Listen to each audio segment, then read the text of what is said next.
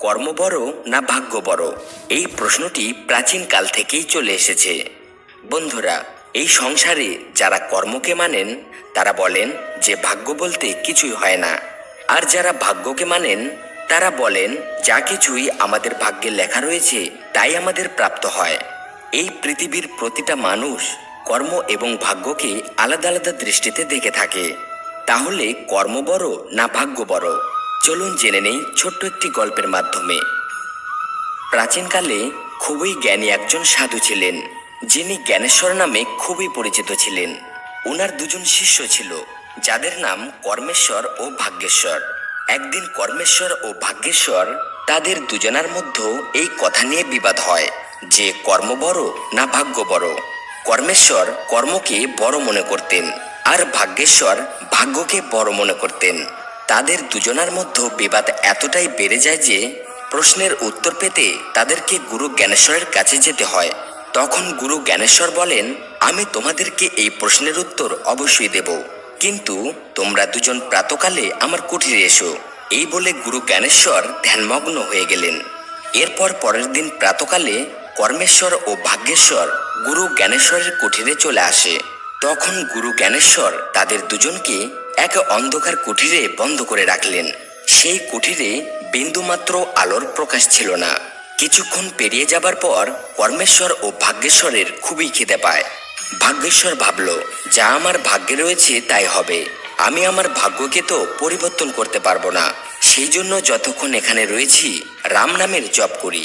এই ভেবে ভাগ্যেশ্বর রাম নামের জপ করতে শুরু করে। কিন্তু কর্মেশ্বর তা কখনোই বিশ্বাস করে না। সে ভাবল, আমাকে কর্ম করতে হবে, নয়তোবা আমি না খেয়ে এখানেই মারা যাব। এই ভেবে কর্মেশ্বর সেই অন্ধকার কুটিরে খাবার খুঁজতে থাকে। অন্ধকার হওয়ার ফলে কখনো তার মাথা কোনো বস্তুর সাথে ধাক্কা খেত বা কখনো কখনো তার পায়ে আঘাত লাগতো, কিন্তু তবুও সে হার মানল না। বহু চেষ্টার পর তার হাতে একটি মাটির কলসি আসে। এরপর সেই কলসির ভিতরে হাত ঢুকিয়ে দেখে যে ছোলা রয়েছে। কর্মেশ্বর ছোলা পেয়ে খুবই খুশি হয়ে যায়, আর সেখানে বসে বসে ছোলা খেতে লাগলো। কিন্তু ছোলা খাবার সময় কখনো কখনো তার মুখে পাথর পড়তো। কর্মেশ্বর সেই পাথরকে ভাগ্যেশ্বরকে দিয়ে দিত। এরপর পরের দিন গুরু জ্ঞানেশ্বর সেই কুঠিরের দরজা খুলে দেখেন যে কর্মেশ্বরের পেট ভরা রয়েছে, কিন্তু ভাগ্যেশ্বর ক্ষুধার্ত রয়েছে। বন্ধুরা, কুঠিরের দরজা খোলার পর কুঠিরের ভিতরে যখন আলোর প্রকাশ আসে তখন কর্মেশ্বর এই দেখে আশ্চর্য হয়ে পড়ে। কারণ কর্মেশ্বর ছোলা খাবার সময় যাকে পাথর ভেবে ভাগ্যেশ্বরকে দিয়ে দিত, আসলে তা পাথর নয়, খুবই মূল্যবান হীরা ছিল। বন্ধুরা, এই কাহিনীর ভাবার্থ আপনার ভাষায় আলাদা আলাদা হতে পারে। আসুন এবার জেনে নেওয়া যাক কর্ম এবং ভাগ্যের মধ্যে কে শ্রেষ্ঠ। বন্ধুরা, অনেক কাহিনী আর গল্পের মাধ্যমে আমরা এটাই জানতে পারি যে কর্ম ভাগ্যের থেকে শ্রেষ্ঠ, কিন্তু সত্য এটাই, দুজনেই নিজের নিজের জায়গায় শ্রেষ্ঠ।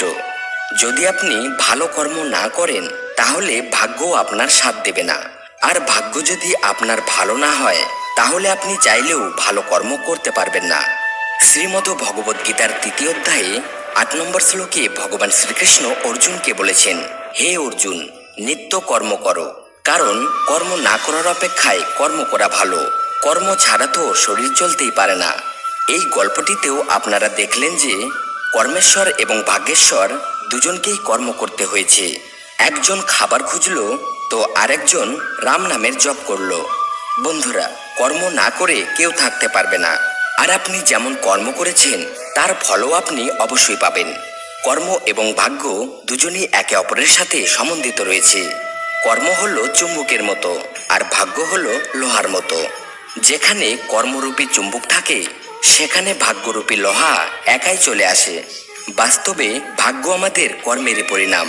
ভালো কর্মের সাথে ভাগ্যকে নিজের দিকে টেনে নিয়ে আসা যায়, কিন্তু ভাগ্যের ভরসায় থেকে কর্ম করা ছেড়ে দিলে দুঃখ, কষ্ট, দারিদ্রতা আর অশান্তির কারণ হয়ে দাঁড়ায়।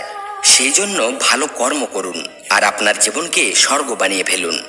তো বন্ধুরা, ভিডিওটি ভালো লাগলে একটি লাইক দিয়ে কমেন্টে লিখবেন, জয় শ্রীকৃষ্ণ, রাধে রাধে।